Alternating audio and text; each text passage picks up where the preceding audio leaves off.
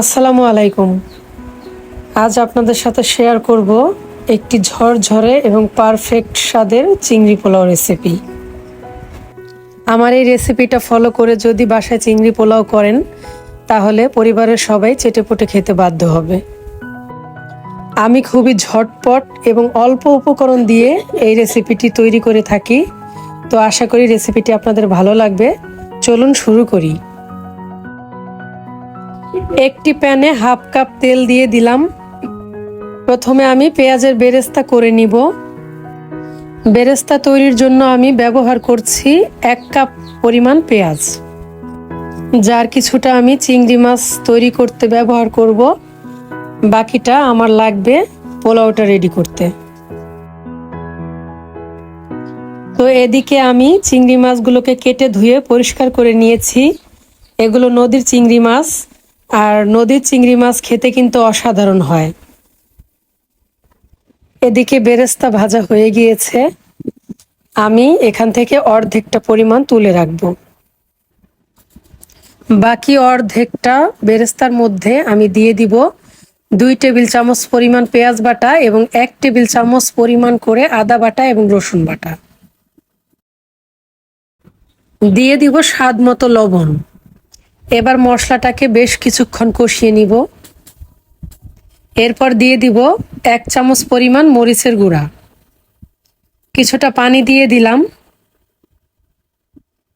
এবার দিয়ে দিলাম 1 চামচ পরিমাণ ভাজা জিরার গুঁড়া এবং ধনিয়ার গুঁড়া।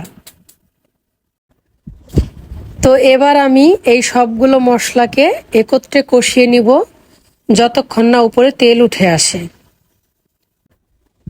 মশলাটা কষানো হয়ে গিয়েছে, এবার আমি চিংড়ি মাছগুলো এর মধ্যে দিয়ে দিচ্ছি।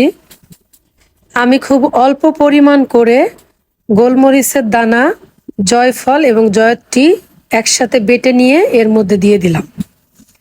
এটা দেওয়ার কারণে চিংড়ি পোলাওটাতে একটা আলাদা ফ্লেভার যোগ হবে, যেটার জন্য পোলাওটা খেতে একদম অসাধারণ লাগবে।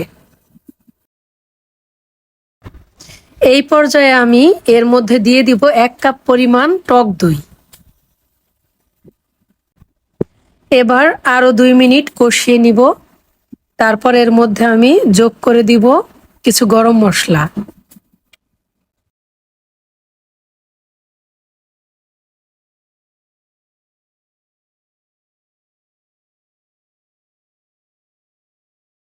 এবার এর মধ্যে 2 পিস লেবুর রস চিপে দিয়ে দিচ্ছি।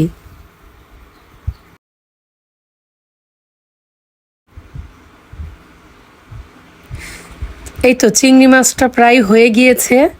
তো নামানোর আগে আমি 1 চামচ পরিমাণ চিনি দিয়ে দিব।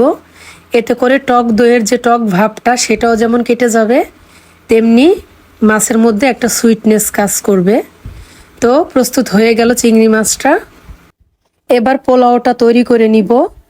তো আমি রাইস কুকারে পোলাওটা করব, সেই জন্য আমি 3 কাপ চালের জন্য 6 কাপ পরিমাণ পানি আগে থেকেই রাইস কুকারে ফুটিয়ে নিয়েছি।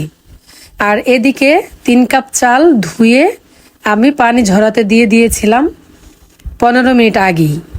এখন গরম মশলা সহ চালটা আমি পানির মধ্যে দিয়ে দিলাম। তবে চালটা দেওয়ার আগেই পানিতে আমি হাফ কাপ পরিমাণ তেল দিয়েছিলাম পোলাওয়ের জন্য। এখন আমি দিয়ে দিলাম স্বাদ মতো লবণ, দিয়ে দিচ্ছি গরুর দুধ। এবার আমি ঢেকে দিয়েছি। চালটা ফুটতে শুরু করেছে, তো এই পর্যায়ে আমি 7 থেকে 8টি কাঁচামরিচ দিয়ে দিলাম কিছু কাঠবাদাম কুচি।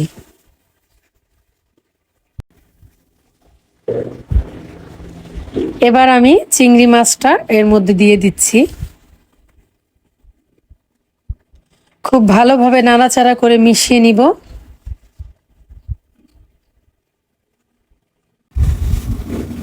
এরপর এখানে আমি 1 চামচ পরিমাণ ঘি দিয়ে দিব পেঁয়াজের বেরেস্তা। এবার আরেকবার নাড়াচাড়া করে ঢেকে দিব।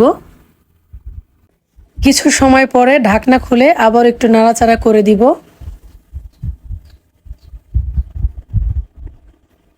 এখন কিন্তু রাইস কুকারের সুইচটা ওয়ার্মে চলে গিয়েছে। এভাবে পোলাওটা 10 মিনিট ওয়ার্মে থাকবে, তারপরেই রেডি হয়ে যাবে এটা সার্ভ করার জন্য।